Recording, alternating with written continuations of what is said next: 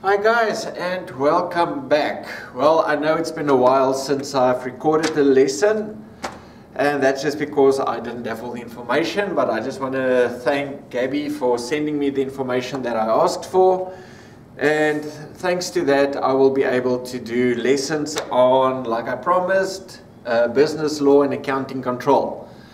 Now, I would honestly say this is probably one of the most difficult subjects that I've ever done. I mean, I remember when I started my ICB studies and my first exam was bookkeeping to trial balance, and as I was waiting to go into the exam hall, you could just hear the people talking about business law and accounting control, and I'm telling you, since I heard all that stuff, I was so nervous when so nervous about the subject and was scared. So when I got it, I just knew that I had to work a bit harder, study a bit harder if I'm going to beat the subject. And I was very pleased to say that I did pass the subject with a 96% average.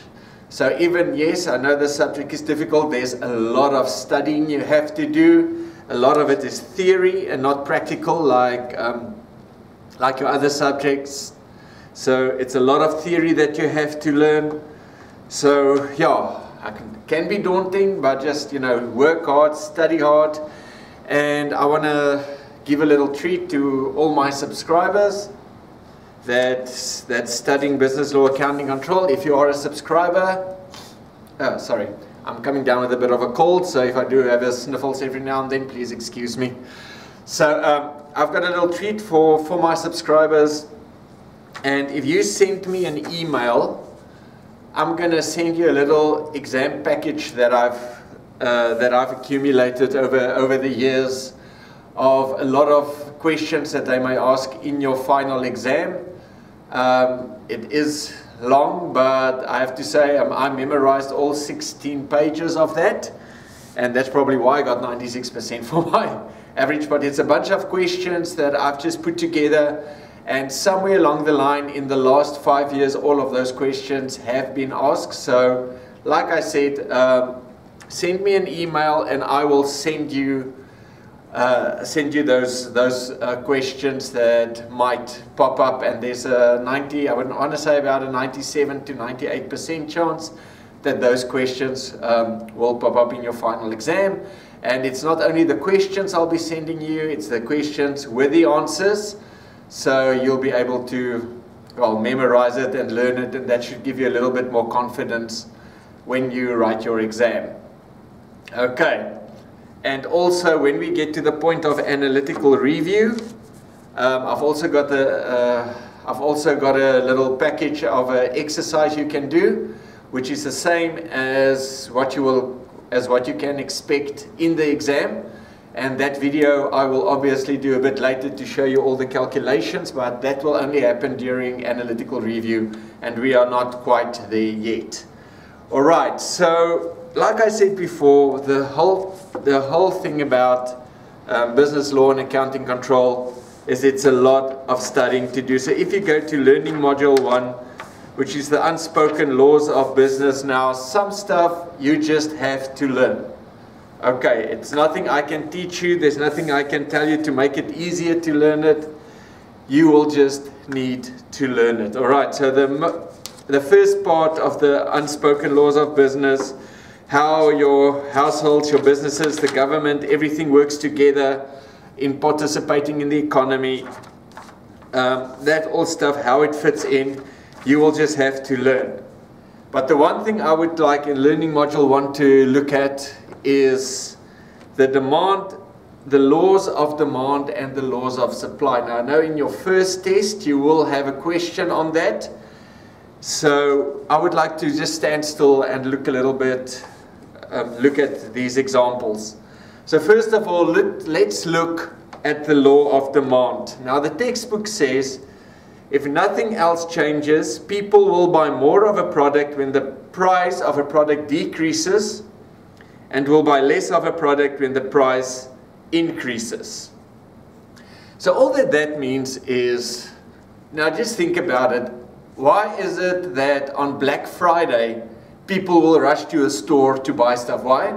Because the prices are the prices are lower. So that just means that if a price of something is lower, people will be more inclined to buy something than when the price is high. When the price is high, you might say, okay, I'm going to save up a bit, or I'm going to stretch the credit card, which is actually very stupid. I'm not a believer of credit cards.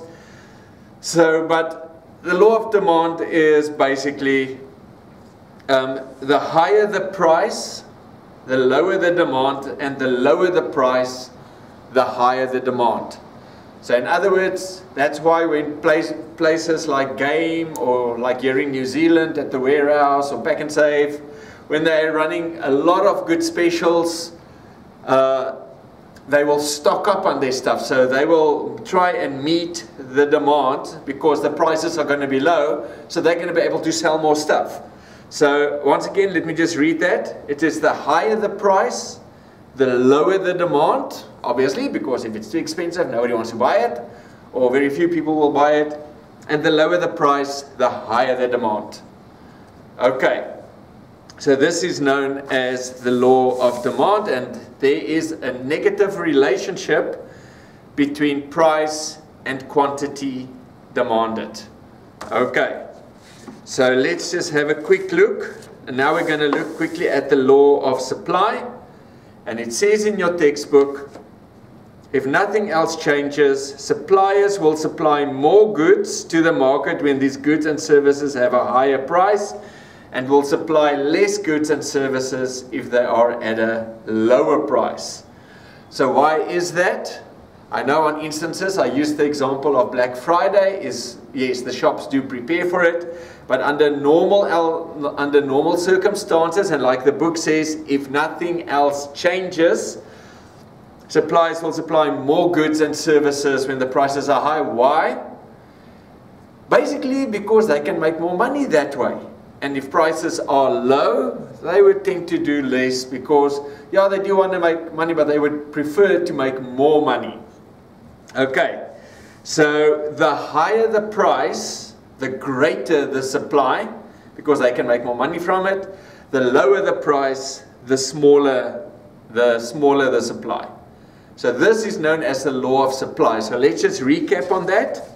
So we have the law of demand, which is the higher the price, the lower the demand, and the lower the price, the higher the demand.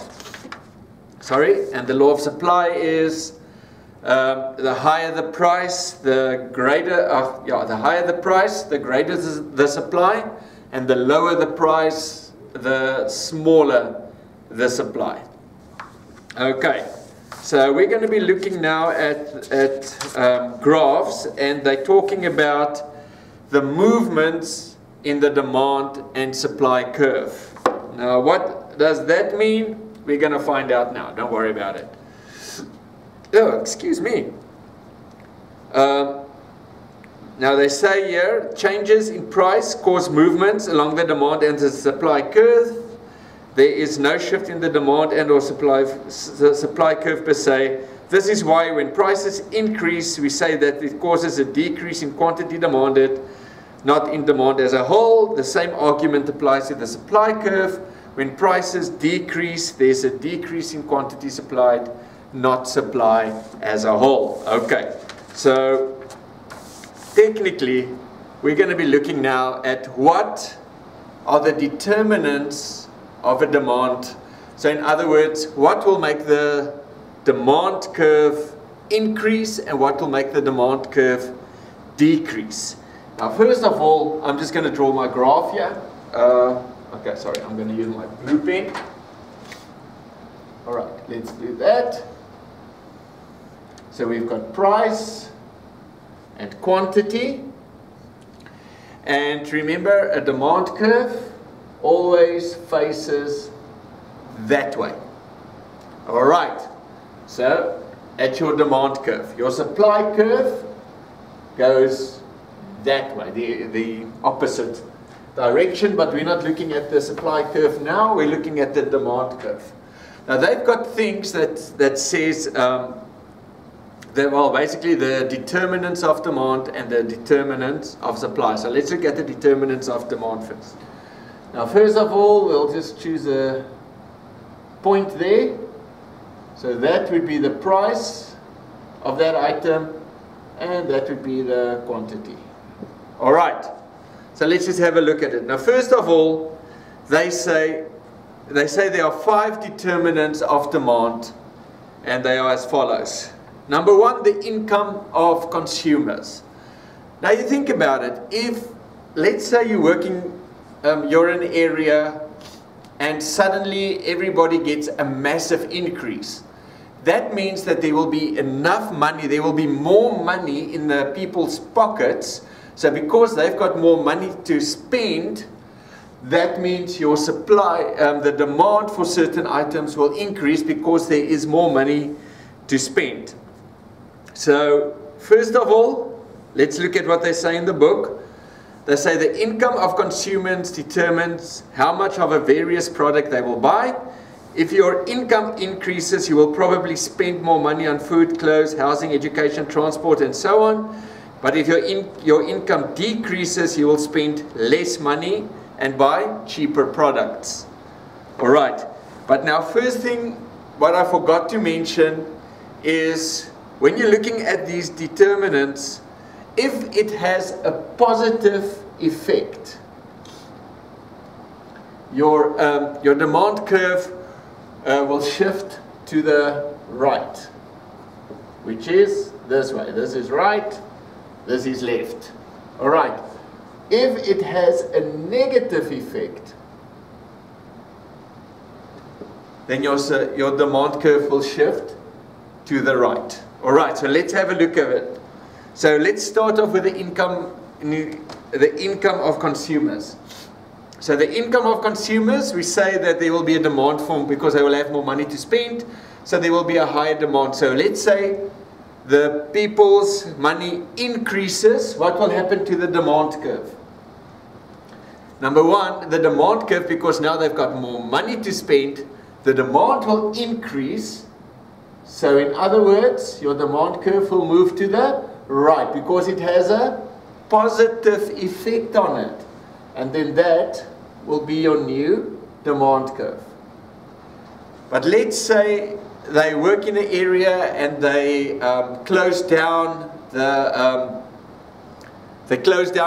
big business. Let's say there's a now the word is failing me.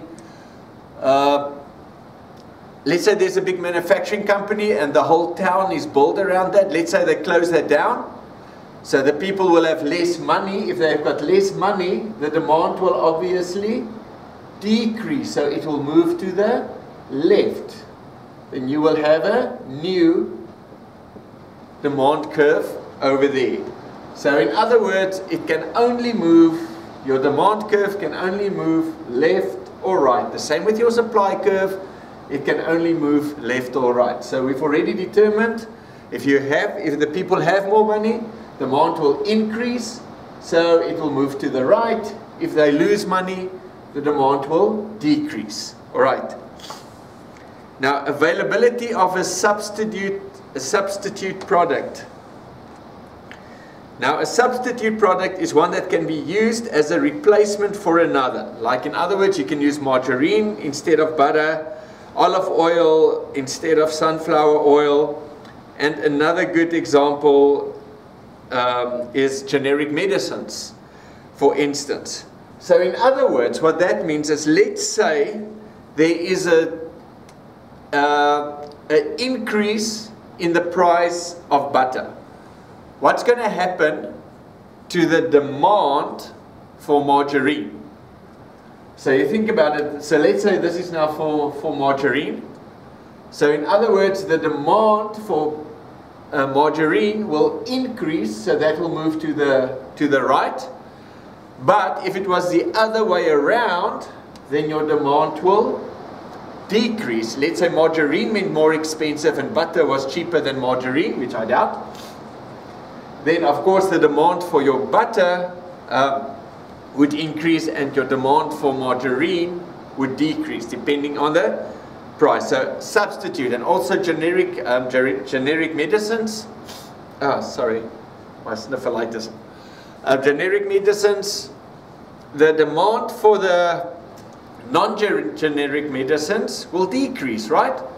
And the demand for the generic medicines, because they are cheaper, would increase. So people would tend to buy them more. Then preferences and taste of consumers. Preferences and taste can cause the demand of a product to change considerably. The most prolific example is clothes and fashion. And this says, have you noticed how clothes that are deemed to be in fashion tend to be more expensive? That's right. Because unfortunately, the shop owners and the designers know what suckers people are, and if that's in fashion, everybody will want it. So in other words, the demand for that expensive clothes will increase because people just want it. People want to wear that funny stuff. Now, some of the clothes looks pretty ridiculous to me, but I'm a guy. Women see things completely different. So it depends on, and then obviously the demand for normal looking clothes, if I can call it that, sorry, would decrease because the people will tend to go more towards the stuff in fashion. Change in price of complementary products. Complementary product is one that is used more often as consumption of its complement increases and less often as consumption of its complement decreases. So in other words, petrol or diesel and motor vehicles are complementary products. If the prices of motor cars increase, less vehicles will be purchased.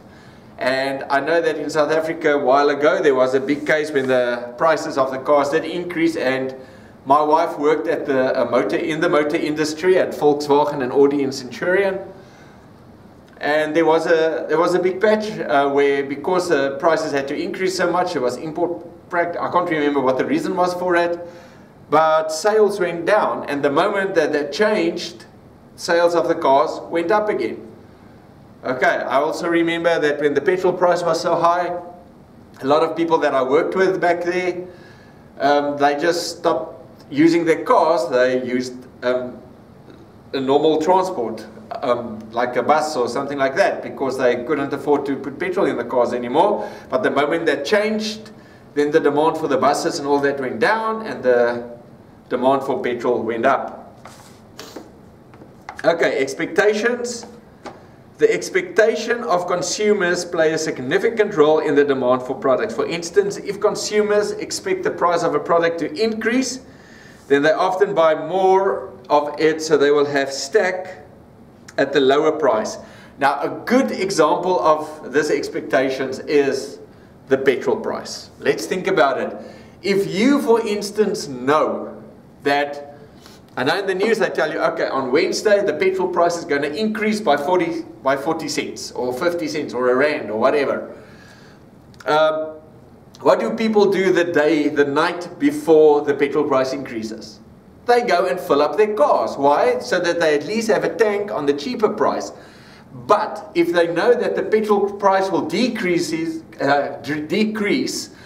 then they will drive that car on fumes until the day after the price decreased, so that they can have the lower, the lower cost, the lower price. All right. So in other words, if the petrol price should increase, then the demand for petrol the night before the petrol, the day before the petrol price would increase, the demand for that petrol will skyrocket.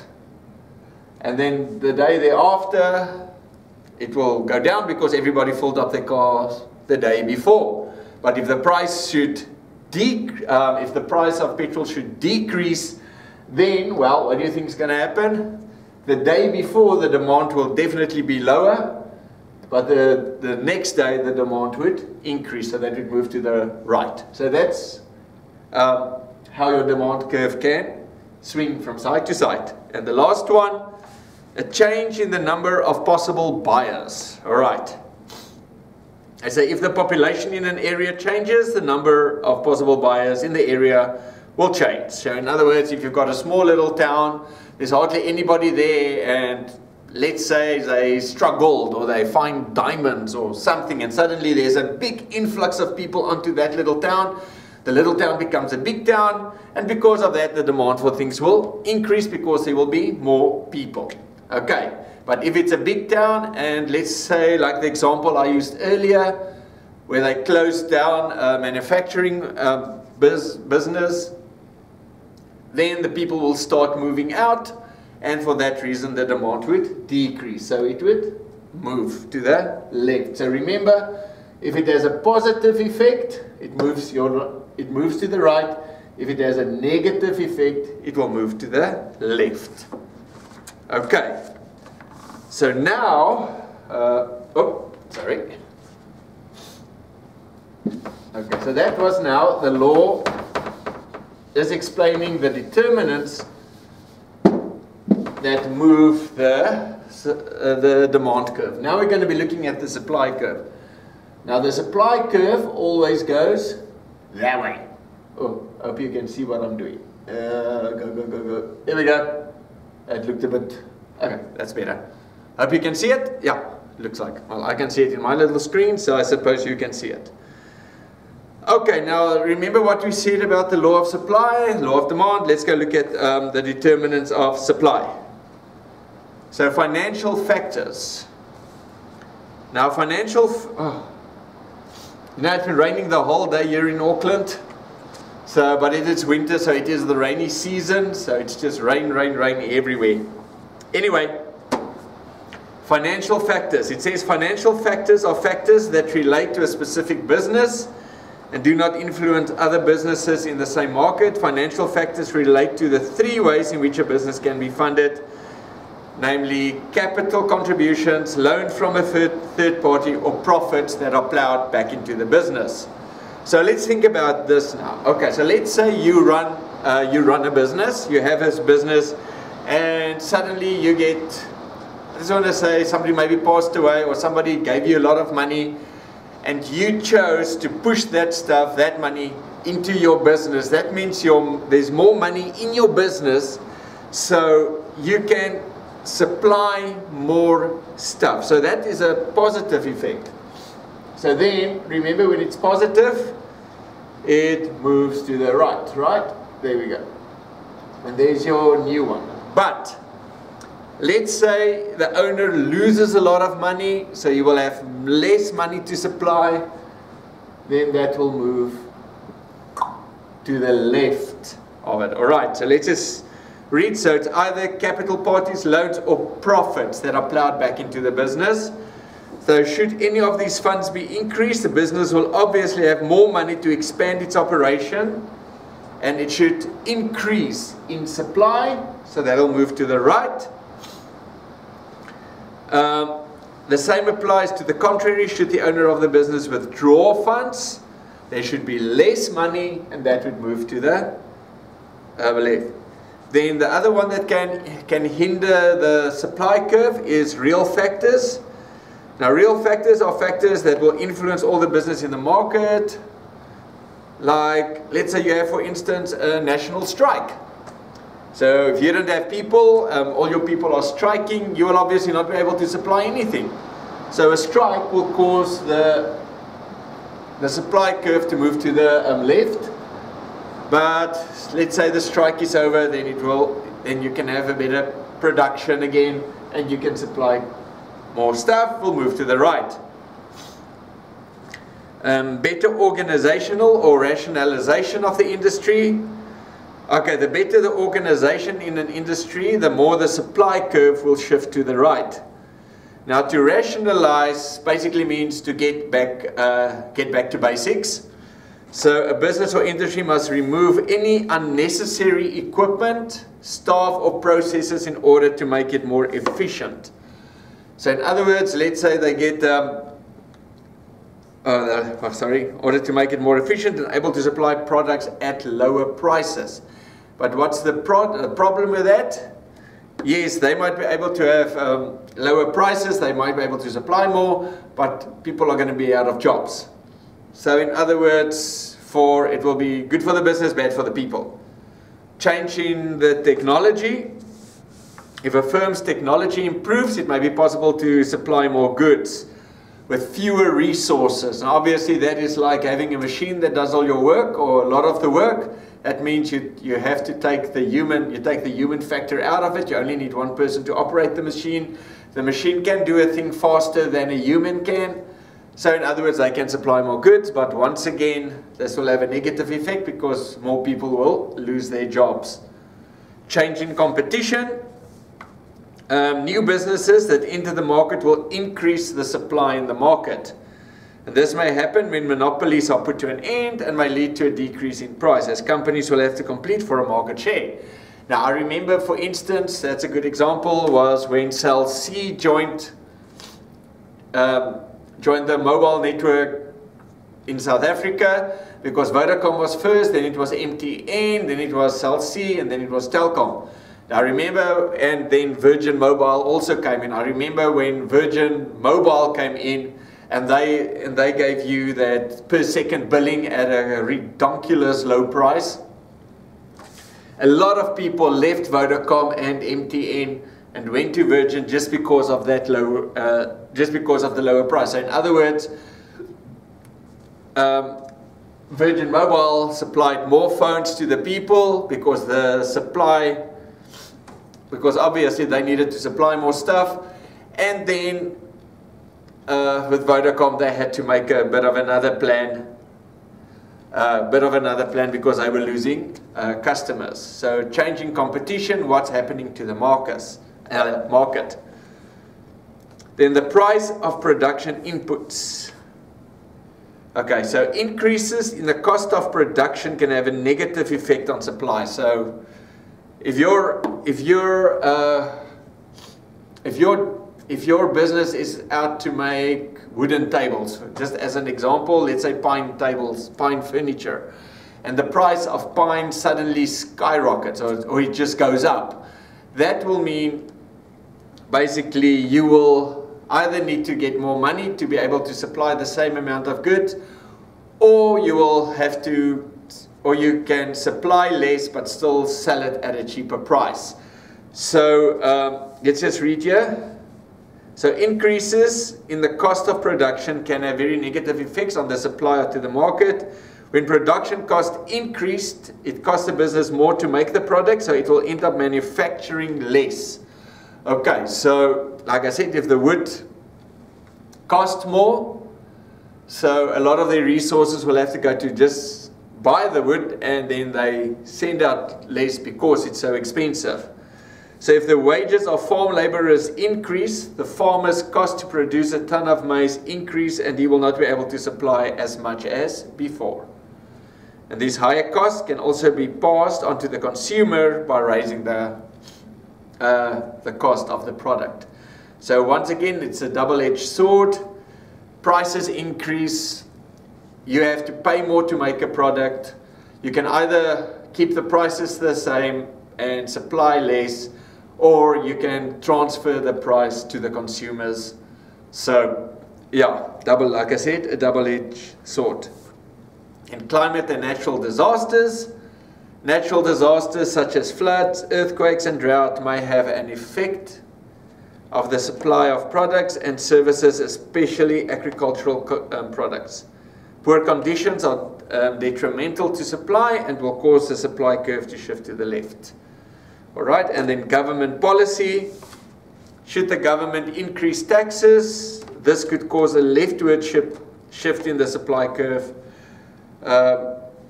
of those that are being taxed. In other hands, the government can also have policies in place to grant subsidies to certain industries. Okay, so subsidies, they tend to increase supply. All right, so those are just things that you need to learn, your determinants of demand, your determinants of supply, what and which way they move. So once again, remember, if it's a positive effect, it will move to the right. If it's a negative effect, it will shift to the left. Okay, and just remember, when there's an excess demand, there will be an increase in price. If there's an excess supply, there will be a decrease. There will be a decrease, a price decrease. All right. And then, but listen, I'm going to do some examples with you guys now, just to explain These are about examples that which you will be asked in your first test. In your first test, so these are just examples that's been compiled, and I'm just going to run through you just to explain and show you how the demand and supply curve comes together and the movement thereof. All right. So what I'm going to do as well for you lovely students out there is, I love you all. So these examples, if you can throw me an email, I will send you these examples. Then you can follow it while you watch this video, and just see why I'm doing what I'm doing and why I'm saying what I'm saying, just that you can understand how the demand and the supply curve works. All right. So I'm just going to do this.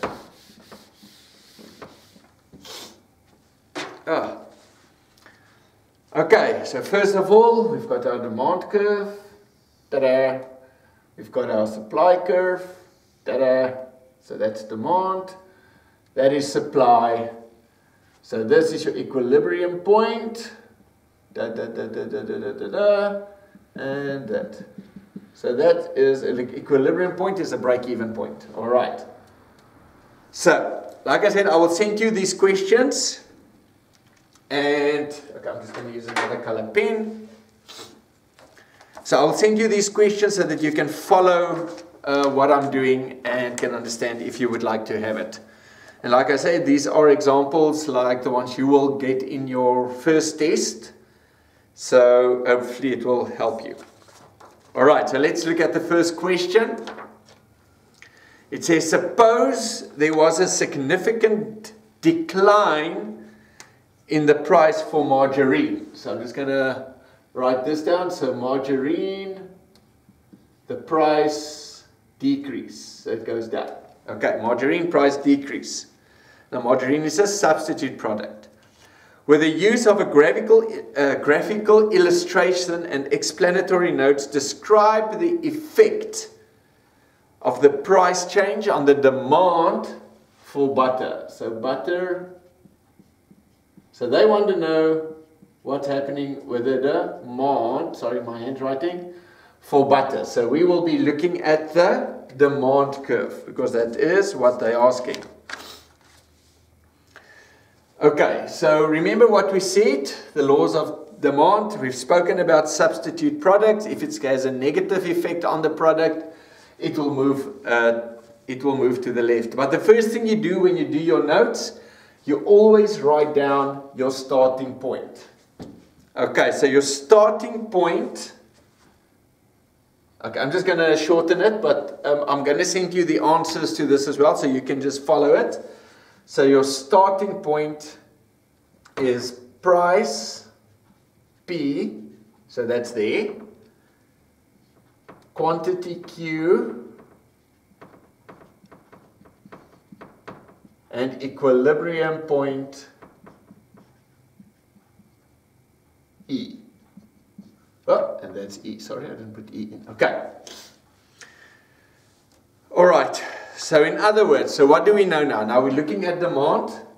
They say the price of margarine decrease. What's going to happen to the demand for butter? So what do you think is going to happen? The demand for butter will decrease, right? Because people will be going towards buying margarine now. So it's got a negative effect on the butter. So it will move to the left. So please always indicate your movement. You actually get a mark for that.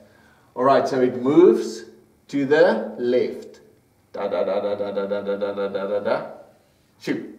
Okay, so this will be D1. So the first point is, you can write, because there's a decrease in the demand, you must actually write all that down, I'm saying now. But because there's a decrease in the demand for butter, your demand line will shift to the left. And then you've got a new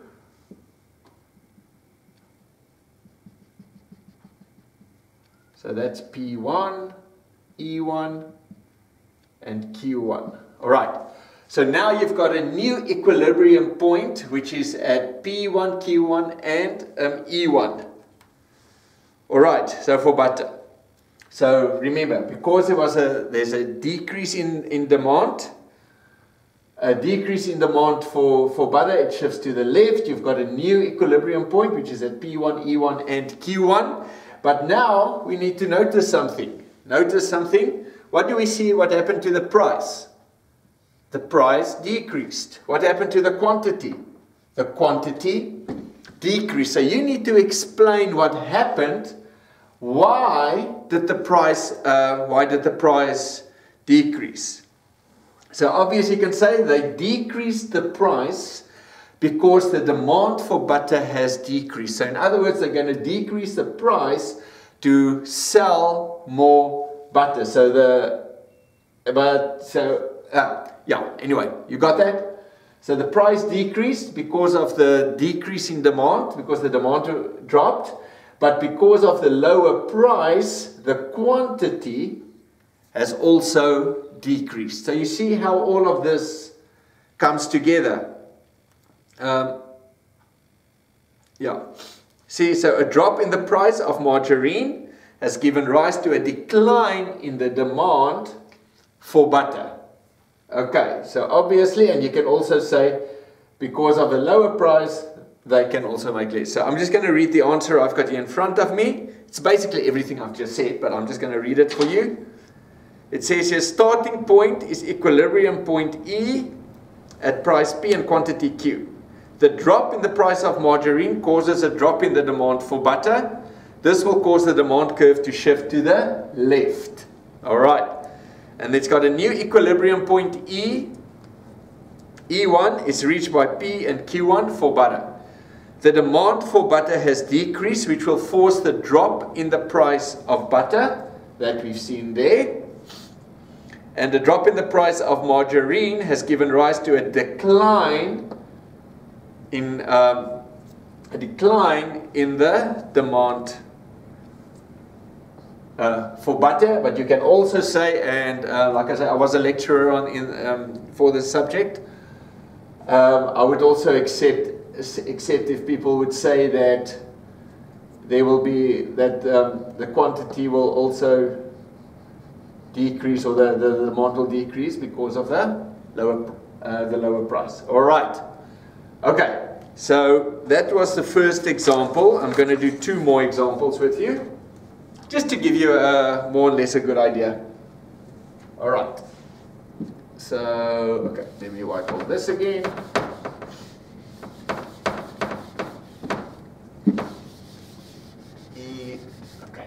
Sorry. Let's do that, and that. All right, here we go again. There's that one, and there.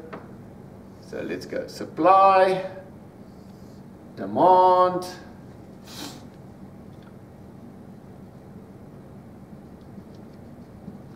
P, Q, equilibrium.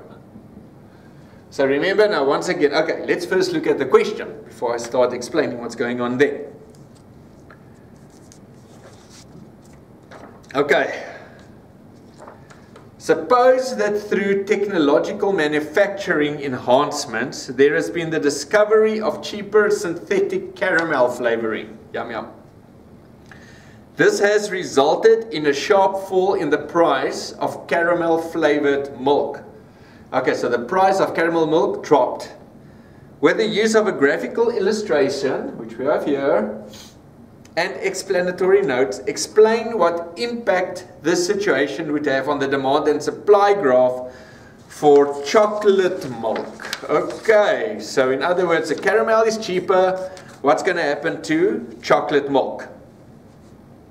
Right. Okay, so first of all, remember to write where you start. Your starting point, P, E, and Q. But you can just follow it like in the example that I will email you. So just follow this as well. So first of all, what's going to happen to the demand? It's asking again for the demand curve. So we're going to be working with a demand curve. Right. So what's happening to the demand for chocolate? Because the caramel has increased, decreased, the caramel price has decreased. So what's going to happen to the chocolate? It's going to decrease. So which side will the line go? Or the movement of the demand curve go? It will move to the left. So let's do that. I'll get my other colored pen. So that goes left. And there we go. And now we've got it again. It's almost the same as the first example. P1, Q1. So first of all, the price of a substitute, the caramel flavored milk, has fallen.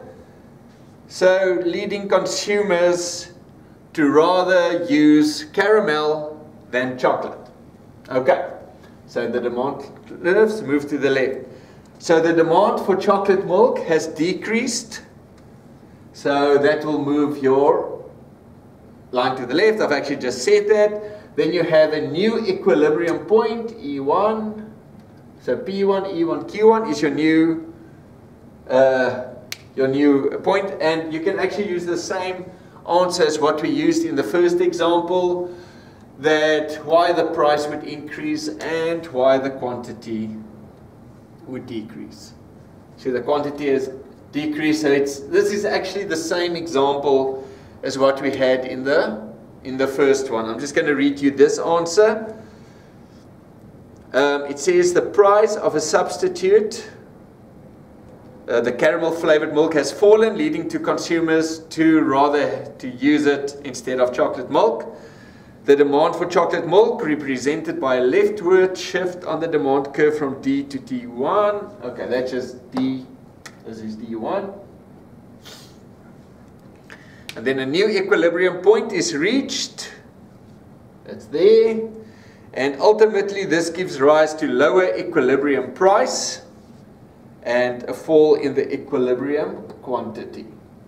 Okay, so basically all the reasons we mentioned why that moved to the left is the cause for P. But remember, when there's excess demand, your price increase. When there's excess supply, your price would decrease. So just remember that as well when you get an example like this.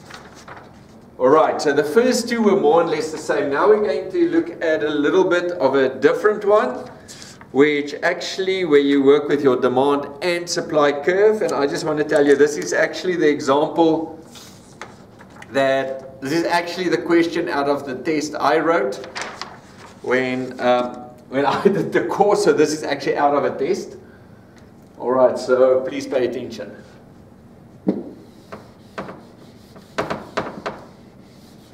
Okay, let's just move there and do that. Alright, so now, let's do again. We get our supply curve and our demand curve. Supply, demand,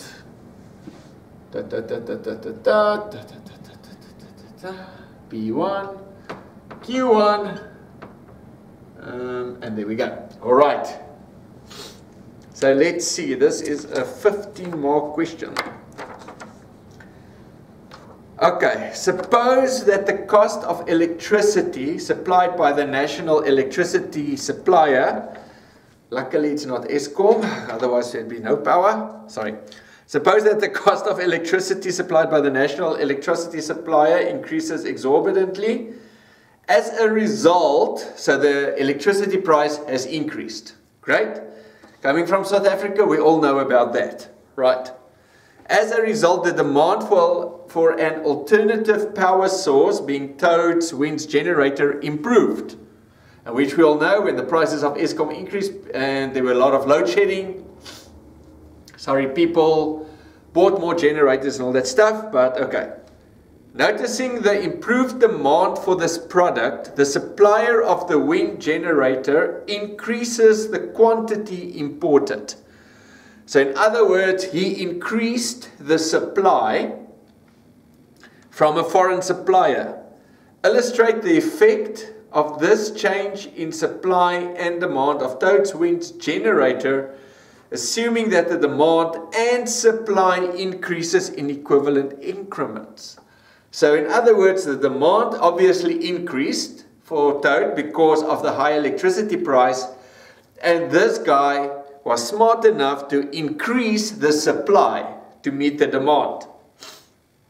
So So you are required to make a graphical illustration similar to the one above, this one, but with the necessary movements and shifts in or along the relevant curves to illustrate your theory, and write down explanatory notes. So please, people, you need to read your question. So in other words, they're basically asking what's happening to this generator, the toads winch generator. First of all, we already read at the beginning that the demand is increasing because of the higher power electricity prices. But it also says that the guy who supplies the toads winch generator increased supply. But now you need to read one thing here. It says demand and supply increase in equivalent increments. So what does that mean? Basically, it means that if your demand curve increased, I'm just going to use an example. I'm using increased by 6 centimeters. I'm just going to use 6.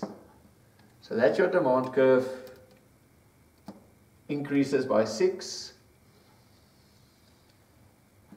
Your supply curve, because remember now it moved to the right because the demand. Now your supply curve is also going to increase by 6. Alright, so it says in equivalent measures. So in other words, the same amount as what your demand is increasing. So that's going D1, that's going S1. So now what's interesting here that you notice? Look at the price. The price doesn't change. Isn't that cool? Yeah. And there we go. So that's, okay, sorry, that's just Q, P, P, and that's Q1. All right. So so that is just, you need to notice. So the demand has increased, so it shifts to the right. Supply has increased because the guy was very smart. So the supply curve also in the right, moved to the right. So starting point again is equilibrium point. Okay, P, E, and Q. Okay. And an increase in the customer's demand for the wind generator will cause the demand curve to shift to the right. That's what I just said. And an increase in imports of the wind generator increases the supply of the wind generators. So that also moved to the right. That's what I just said, basically. So now there's a new equilibrium point. As you can see, the price has stayed unchanged, okay? But now the quantity has increased. So the new equilibrium point at E1 is reached at P and Q1 for wind generators. So the price for the wind generators has remained unchanged as supply and demand increases by the same proportions. Alright, so that then, but that has been given to you in your question. So you need to read your question extremely, extremely carefully. And just know, if it's a positive, it moves to the right. If it's a negative, it moves to the left. Okay, so this so far is probably one of the difficult examples that I've seen. Because a lot of people, and I've known that a lot of people when they wrote the test, they only increase either the demand or the supply curve, not reading the question properly to increase the demand and supply curve. I'm happy to say I actually got this thing right in the test. I actually thought I might be wrong, but no, luckily I was right. So, and all that stuff you just put into words. But like I said, please throw me an email, ask me what you need, and I will send you these questions for you to go and try it out at your while you practice it. Okay, so that then is the demand and supply curves. So now let's just quickly look at the effects of inflation. That is again stuff that you need to learn. Why is inflation a problem?